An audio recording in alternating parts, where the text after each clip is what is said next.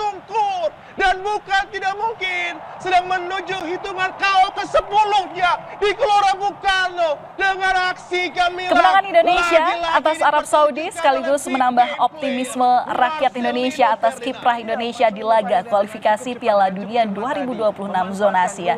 Bagaimana pengamat melihat permainan Indonesia malam ini? Kita akan langsung tanyakan. Kita akan bergabung dengan pengamat sepak bola Bung Wesley Hutagalung. Selamat malam, Bung.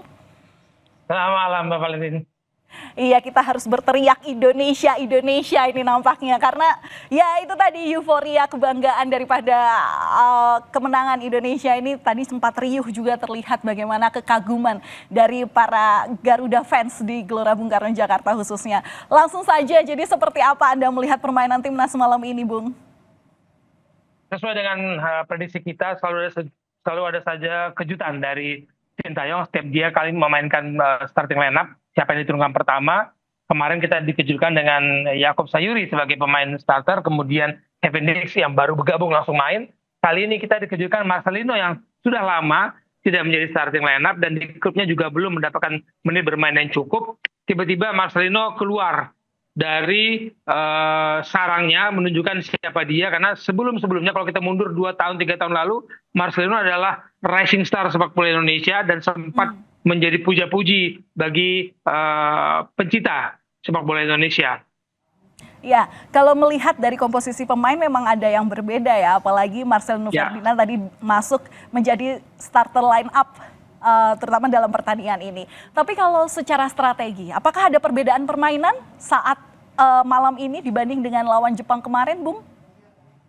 Formasi memang agak berbeda ya. Kemudian Sandy Walsh kembali bermain di kanan, Marcelino bermain sebagai pemain di belakang striker, tapi masuknya Ivar Jenner itu tidak bisa dipungkiri memperkuat, mempersolid dan menjadi penghubung yang baik antara lini pertahanan dan serangan kita. Nah, perbedaannya adalah kalau kemarin kita kalah 0-4 dari Jepang, saya akui kita memang kalah kelas. Tapi ada modal, kita melepaskan 8 tembakan ke pertahanan Jepang dan itu membuat Jepang juga tidak nyaman bermain melawan kita. Itu sebenarnya modal yang saya katakan sebelumnya bahwa ini adalah modal, tergantung mental. Karena tekanan mental, dorongan mental, dan kepercayaan diri itu penting sekali bermain di level yang sekarang ini, level tinggi. Karena Arab Saudi memang sedang tidak baik-baik saja. Kualitasnya menurun dari Piala Dunia kemarin. Tapi mereka adalah tim pelanggan Piala Dunia, 6 kali main di Piala Dunia. Jadi tidak mudah kalau tanpa mental yang kuat, tanpa keberanian untuk menunjukkan kita mampu melakukan serangan yang selama ini kan menjadi cibiran, menjadi kritikan bahwa kita tidak berani keluar menyerang.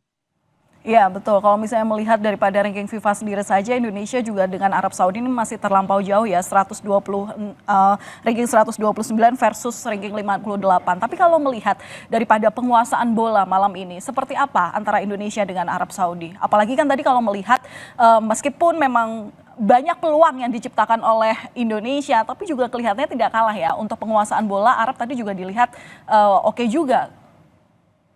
Arab menguasai bola, ya. Memang kita tidak bisa meragukan kemampuan Arab pemain sepak bola kelas dunia. Bahwa pertama mereka menguasai bola 73%, tapi hanya melepaskan 6 tembakan dan 1 on target. Bahwa pertama kita melepaskan 9 tembakan, 4 on target. Babak kedua penguasaan bola lebih lagi dikuasai oleh Arab. Mereka bermain dengan kencang di sisi sayap, kiri dan kanan, dan mereka tahu karena mereka keunggulan mereka di corner, bola-bola mati. Ini yang menjadi keunggulan mereka di partai-partai sebelumnya. Kalau mereka nyetak gol itu punya kepintaran. Nah, makanya mereka melakukan serangan dari kiri dan kanan dan bola-bola corner itu menjadi keunggulan. Mereka punya total dapat 12 corner. Satu pertandingan ini kita punya 4. Tapi memang inilah yang kita tunggu. Biarkan penguasaan bola milik lawan, tapi efektivitas serangan, ketajaman itu tidak boleh kalah. Jadi tidak masalah lawan menguasai bola sampai babak kedua ini saya catat 77% ya penguasaan bola total mereka di 2 babak. Tapi biarkan itu karena kita punya ketajaman yang tidak mungkin diantisipasi oleh lawan. Kejutan dari Sintayong adalah Marcelino bermain sebagai starter. Ya, itu yang menjadi kejutan ya. Selanjutnya kan memang Indonesia ini akan melawan Australia. Nah, apa yang harus dilakukan timnas Indonesia, Bung? Tahan dulu jawabannya, akan nanti kita sampaikan dan kita lanjutkan lagi usai jeda. Tetaplah bersama kami hanya di Breaking News Kompas TV.